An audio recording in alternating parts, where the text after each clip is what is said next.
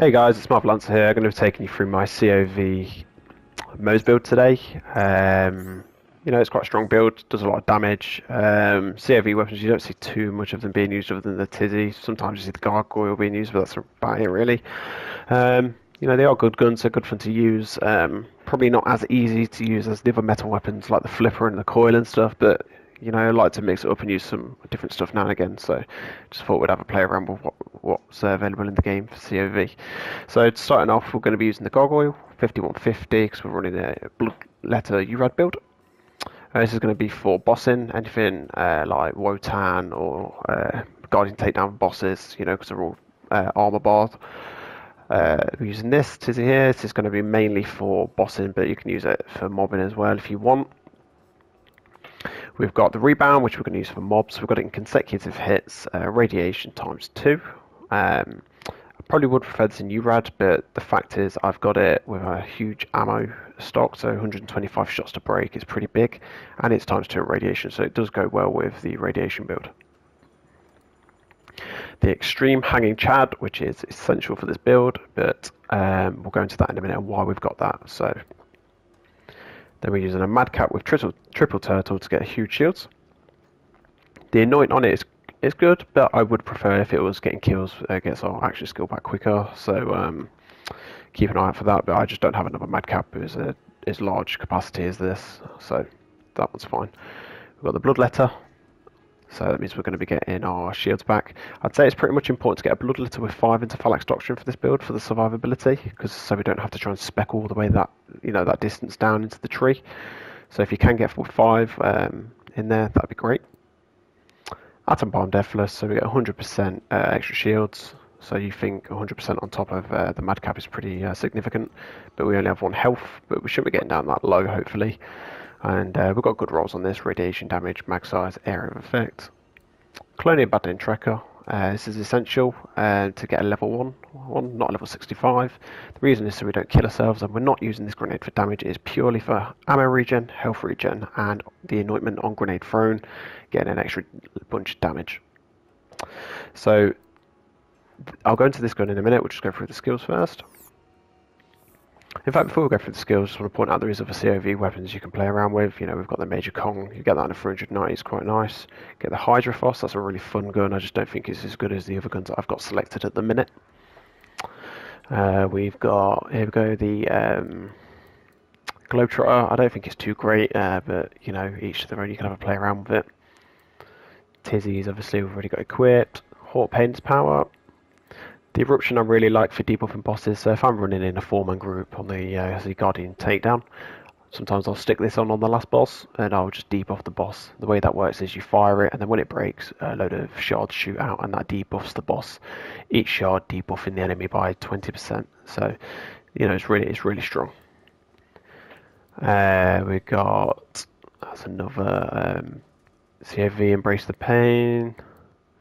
And then obviously the old yellow cake for level 57. Hopefully we'll get another bunch of them when they come out at the new level cap. And yeah, that's all I've really got hold of. The reason I'm running one of these instead of a old god is we don't need the damage. We've already got a bunch of damage. It's just for the survivability. And we'll go over the skill points now. So as I always say, we've got the typical damage skill tree. I always run this the same if I'm going for a damage build. So Skagden, means of destruction, Tor cross promotion for the splash. This affects Skagden. Pull the holy pin. So these two here work together for the healing and ammo regen, and short fuse all the way down to the bottom where we get a lot of our damage from. You must always get a short fuse if you can. And this is why I said you want to get 5 points into Phalanx Doctrine on your Bloodletter class mod, and that is because we don't want to be able to waste points having to come all the way down to just get some points in there, because we want to put them elsewhere because we're running a bottomless mag build. So survivability and gun damage in here, more gun damage in here, more incendiary damage here, and then Phalanx Doctrine is damage, shields, so more survivability and more damage. We're running the railgun with the capacitor armature, just so COV can just take out a load of ads for you basically while you're running around killing other stuff. And on the green tree, we've heavily specced into, so bottomless mags. So we've gone straight into match set. Normally we would go into cloud of lead, but we've gone into here because obviously we're running all COV weapons, and there's a benefit for the heat per shot, minus 11%. So you know it's quite significant. We've got one in here because we had to just put a point in to get further down the skill tree. Stoke the embers, extra incendiary damage. This is your ammo and health regen. We've got a lot of fire rate and damage in here, so this is going to get hard point damages. You can get some really big numbers from that. Russian defense for lifesteal, so 8% lifesteal is quite a lot. Iron bank, so we get 35% increased mag size. Click kick, we will be running our guns down to empty and reloading, so we will always get the benefit of this. And then obviously some for the road and forge, which is just more for ammo regen, which we'll see in a minute. It's important to get forge for this gun here, and I'll explain the reason why in a minute. No points into here, which is probably going to shock quite a few people that subscribe, because they know that I always like to put points in big surplus for the cooldown damage, but we just don't need it. And it's more important that we get to the capstone of the green tree and also the blue tree. So the reason we have this gun on is because, watch the ammo as I fire. It just doesn't use ammo basically when you've got forge on. You regen ammo obviously, so you just never, you know, this gun, we're not using this to actually kill people, it's just for the fact it doesn't use ammo. So if we put a tizzy on and then watch how much ammo we drain. See how quick we start using this ammo? If I go to the gargoyle, very quick. You know, we're not going to last long with these guns. So I'm going to take us down to say 500 rounds. I'll show you why this gun's good. Okay, so one more mag, and then I'll show you why we're using the blue gun. Okay, there we go. So you can see our ammo is regenerating fairly quickly, but it's not quick enough. So what we do is we go straight to the blue gun, and you see how quick that regens? I don't know if it's a bug or if it's broken, but see how quick the regen is? Literally say 10 seconds from max. So in between fights, while you just run in, stick this gun on, and we're back to max full ammo, and we essentially have unlimited ammo on our pistols. So you can continue to run them. So there we go, we've got it down to 1,000 rounds, switch gun, back to full ammo. Okay, it's easy as that. So as I said, gargoyle we're going to be using for bossing. Tizzy we're going to be using for bossing and ads. As you can see, it's fairly accurate, this gun. And then we've got the rebound, which does what it says on the tin. So when you shoot for a target, it'll pass through them and rebound back. And as you can see, it's pretty chaotic. And these rebound, I think it's 3 times. As you can see, if I do that, and they come back. So if I shoot one up there, they'll rebound, rebound, rebound. There you go. Okay. This is a horrible farm, just as a pre-warning, comes from the Psycho Reaver on the Creed DLC, so be prepared for some frustration there. What we'll do now is we'll go through the melee one takedown, the first part. We'll kill the first bosses and then leave it there, as I've been rambling on long enough. Okay. So guys, what we're going to do now is go through the melee one takedown. I'll just take you to the first boss, and then that'll be the end of the video. So what we're doing now is I'm just going to mute my mic so you guys can enjoy the video.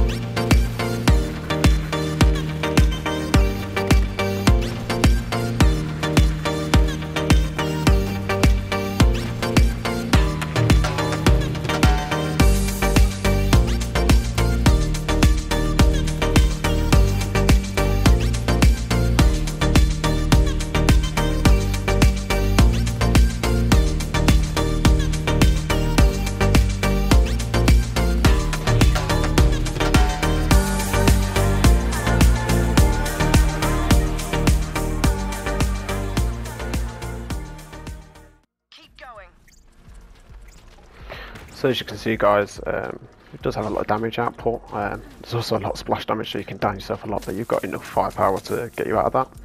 I just want to say this mechanic with this pistol for the reloading, I didn't actually discover this. I'm not sure who actually discovered it. I think it's been out for a while. But the person who told me about it is Sam, my friend. He actually went and farmed this and got it for me. You get it from a campaign mission. I'm sure if you just Google it or YouTube it, someone will have done a guide on it. But definitely go grab it, it's worth it. So as you can see now, I'm already back at full ammo on there, so that's brilliant. And also thank you Poker for helping me farm some of the items I needed for this build, including the rebound. This item here was from actually Poker. This was his gun that he found. And also thank you to Ray of Sunshine, who also gave me some other bits and bobs that I needed to test this build out also. Okay guys, if you did like this video, please drop me a like. If you really enjoyed it, drop a sub. And please remember that I do have a website, www.marvelancergaming.com. On there I'm currently updating it, so it looks a bit kind of everywhere, but that will have all guides uploaded onto there, including the skill trees, so it'll be a lot easier to follow because they'll just be on the screen rather than having to scroll through the video to find the actual skill trees and how I have them. Okay, all the information will be in the description also. Alright, thanks for watching, bye.